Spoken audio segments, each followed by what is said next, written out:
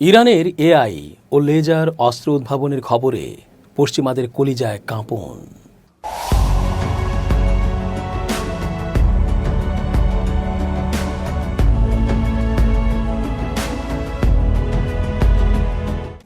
আসসালামু আলাইকুম প্রিয় দর্শক, আমন্ত্রণ আজকের আলোচনায়। চেঞ্জ টিভির আন্তর্জাতিক চোখ অনুষ্ঠানে এস রতন স্বাগত জানাচ্ছি। সব দিক থেকে ইরানকে নিষেধাজ্ঞা দিয়ে একেবারে অর্থনৈতিকভাবে পঙ্গু করে ফেলার জন্য ব্যবস্থা সবই করে রেখেছে ইসরায়েল ও পশ্চিমারা। কিন্তু এরপরও কি পরমাণু অস্ত্র, কি অন্যান্য সামরিক অস্ত্র ও সরঞ্জাম সবই দিনে দিনে সংখ্যায় বাড়াচ্ছে, মানেও ঈর্ষণীয় করে তুলছে ইরান।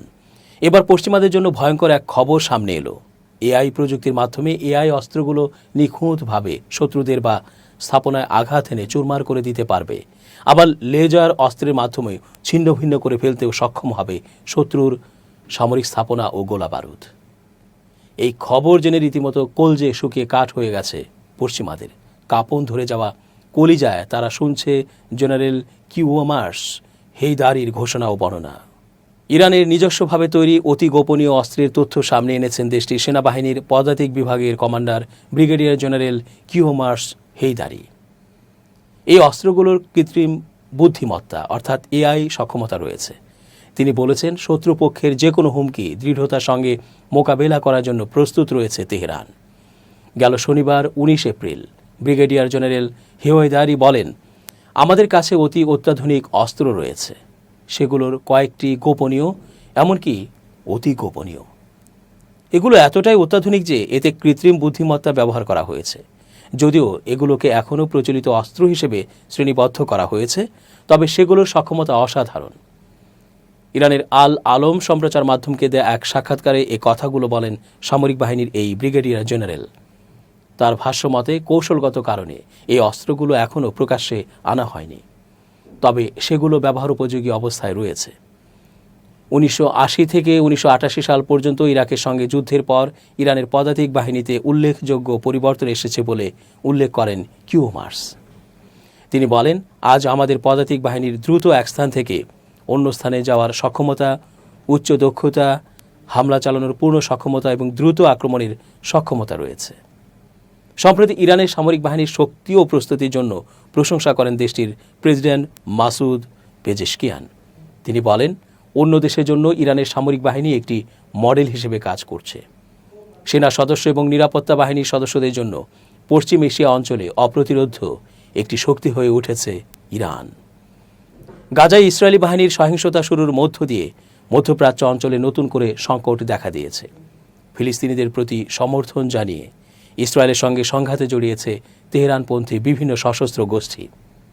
ইরান ও ইসরায়েলও পাল্টাপাল্টি হামলা চালিয়েছে। ইরানের পারমাণবিক স্থাপনাগুলোয় হামলা চালানোর হুমকিও দিয়েছে ইসরায়েল সরকার। বিশ্বের সামরিক শক্তির ভারসাম্য আজ শুধু পরমাণু বোমা কিংবা আন্তঃমহাদেশীয় ক্ষেপণাস্ত্রের উপর নির্ভরশীল নয়। প্রযুক্তির দ্রুত অগ্রগতি, বিশেষ করে ডিরেক্টেড এনার্জি ওয়েপন বা DUW এর বিকাশ যুদ্ধক্ষেত্রে এক নতুন যুগের সূচনা করেছে।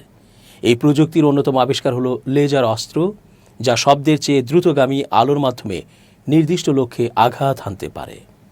একসময় এই অস্ত্র কল্পবিজ্ঞান সিনেমায় সীমাবদ্ধ থাকলেও আজ বাস্তবতা। আর এই বাস্তবতাকে গ্রহণ করে সাফল্যের পথে এগিয়ে চলেছে ইরান। লেজার অস্ত্রকে সাধারণত বলা হয় DEW বা ডিরেক্টেড এনার্জি ওয়েপন। এটি মূলত একটি উচ্চমাত্রার ফোকাসড ইলেকট্রোম্যাগনেটিক রেডিয়েশন, যা নির্দিষ্ট লক্ষ্যে শক্তি পাঠিয়ে তা গলিয়ে ফেলতে সক্ষম। এতে গোলা বারুদের প্রয়োজন হয় না।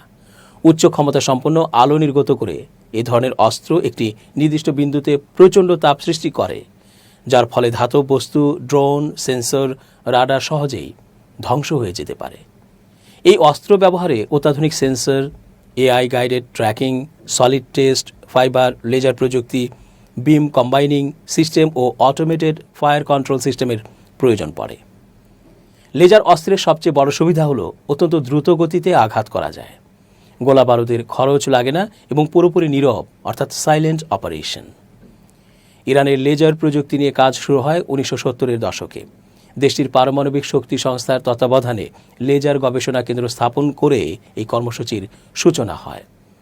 এরপর থেকে গ্যাস লেজার, সেমিকন্ডাক্টর লেজার ও উচ্চ ক্ষমতা সম্পন্ন ইন্ডাস্ট্রিয়াল লেজার তৈরিতে ধারাবাহিক উন্নতি ঘটাতে থাকে দেশটি।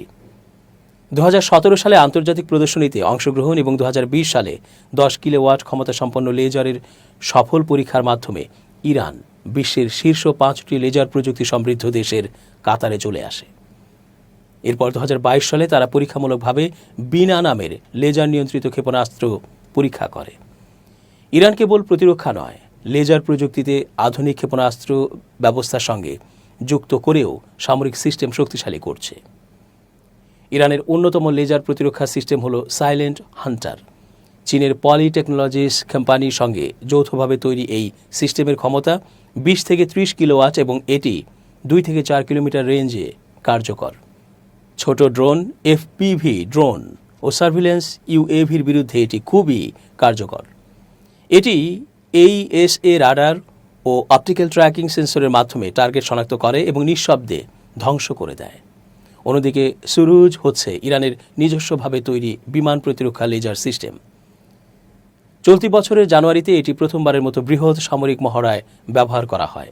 এটি মূলত আকাশ পথে আক্রমণকারী শত্রু ড্রোন ও ক্ষেপণাস্ত্র ধ্বংসের জন্য ব্যবহৃত হয় এবং সংবেদনশীল অবকাঠামোর সুরক্ষা নিশ্চিত করে। লেজার অস্ত্রের অন্যতম বড় সুবিধা হল আলোর গতির অস্ত্র হয় শত্রু প্রতিক্রিয়া জানানোর আগেই ধ্বংস হয়। গোলা বারুদ, মিসাইল ব্যবহারের প্রয়োজন নেই। এতে খরচ কম। এই অস্ত্রের অপারেশনে কোনো শব্দ নেই। একাধিকবার ফায়ার করা যায়, পুনরায় লোডের প্রয়োজন পড়ে না। তবে এই প্রযুক্তির কিছু সীমাবদ্ধতাও রয়েছে। বৃষ্টি, কুয়াশা, ধোঁয়ার কারণে লেজার কার্যকারিতা কমে যায়। খুব দূরের টার্গেট আঘাত করা সম্ভব হয় না।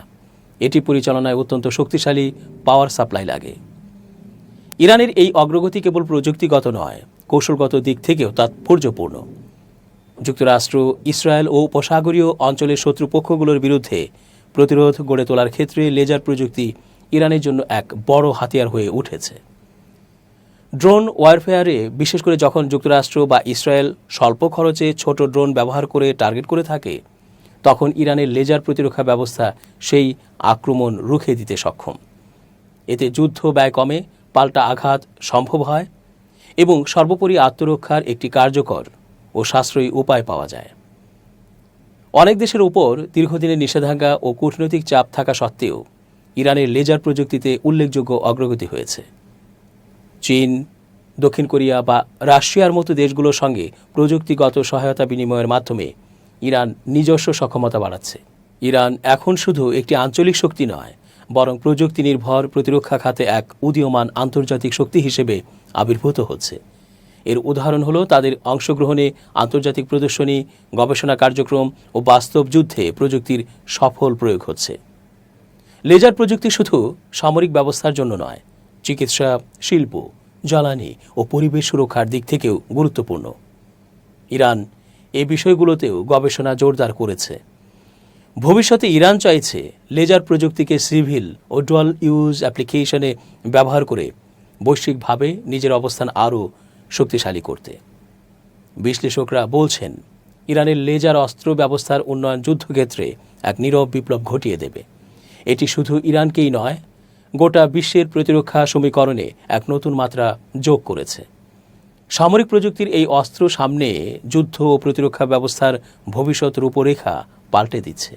ইরানের ক্ষেপণাস্ত্র ভাণ্ডারকে মধ্যপ্রাচ্যের সবচেয়ে বড় শক্তি বলে উল্লেখ করেছে মার্কিন প্রতিরক্ষা মন্ত্রণালয়। তেহরানের ক্ষেপণাস্ত্র বহরে রয়েছে নানা ধরনের শক্তিশালী ক্ষেপণাস্ত্র। এমন ক্ষেপণাস্ত্রও রয়েছে যেটি সরাসরি ইসরায়েলে আঘাত হানতে সক্ষম। বিশেষত 9টি ক্ষেপণাস্ত্র উল্লেখযোগ্য। এগুলো হলো খুররাম শহর 4 ক্ষেপণাস্ত্র খাইবার। এটির গতি বায়ুমণ্ডলের বাইরে 16 ম্যাক এবং বায়ুমণ্ডলের ভেতরে 8 ম্যাক। যুদ্ধবিমান বা ক্ষেপণাস্ত্রের গতিকে ম্যাক স্কেলে হিসাব করা হয়, যেখানে 1 ম্যাক হল ঘন্টায় গতি 1234.8 কিলোমিটার। সেই হিসেবে বায়ুমণ্ডলের বাইরে খুররাম শহর 4 ক্ষেপণাস্ত্রের গতি 19,756 কিলোমিটার। অন্যদিকে বায়ুমণ্ডলের ভেতরে গতি দাঁড়ায় 9,878 কিলোমিটার। ক্ষেপণাস্ত্রটির ওজন 30 টন আর পাল্লা 2000 কিলোমিটার, দৈর্ঘ্য 13 মিটার, ব্যাস 1.5 মিটার। হাজি কাশেম ক্ষেপণাস্ত্র। এই ক্ষেপণাস্ত্রের গতি 5 ম্যাক অর্থাৎ 6174 কিলোমিটার, ওজন 7 টন, পাল্লা 1400 কিলোমিটার, দৈর্ঘ্য 11 মিটার। এটিও নির্দ্বিধায় ইসরায়েলের ভেতরে আঘাত হানতে সক্ষম। খাইবার শেকান ক্ষেপণাস্ত্র। এটির গতি ঘন্টায় 5000 কিলোমিটারের বেশি, ওজন 4500 কেজি, পাল্লা 1450 কিলোমিটার, দৈর্ঘ্য 10.5 মিটার। এটিরও আঘাত হানার সক্ষমতা রয়েছে। সিজ্জিল ক্ষেপণাস্ত্র। সিজ্জিলের গতি 12 থেকে 14 ম্যাক বা ঘন্টায় 17,000 কিলোমিটারের বেশি, ওজন 23 টন, পাল্লা 2500 কিলোমিটার, দৈর্ঘ্য 17.57 মিটার। পাভে ক্ষেপণাস্ত্র। এটির গতি ঘন্টায় 600 থেকে 900 কিলোমিটার, পাল্লা 1650 কিলোমিটার। ফাত্তাহ 2 ক্ষেপণাস্ত্র। এটির গতিও 5 ম্যাক, ওজন 3500 থেকে 4100 কেজি, পাল্লা 1400 কিলোমিটারের বেশি, দৈর্ঘ্য 12 মিটার। কদর ক্ষেপণাস্ত্র ট্রিপল। কদর ক্ষেপণাস্ত্রের গতি প্রায় 9 ম্যাক, পাল্লা 1950 কিলোমিটার পর্যন্ত, ওজন 17480 কেজি পর্যন্ত। এমাদ ক্ষেপণাস্ত্র। এই ক্ষেপণাস্ত্রের ওজন 1750 কেজি, পাল্লা প্রায় 1700 কিলোমিটার। শাহাব 3 ক্ষেপণাস্ত্র। এর পাল্লা প্রায় 2000 কিলোমিটার, দৈর্ঘ্য প্রায় 16 মিটার, ওজন 1780 কেজি। এভাবেই সামরিক দিক থেকেও ইরান এগিয়ে যাচ্ছে ঈর্ষণীয়ভাবে। দর্শক, আজ এ পর্যন্তই। শুভকামনা। changetv.press, এক ফোঁটা হলুদও নেই।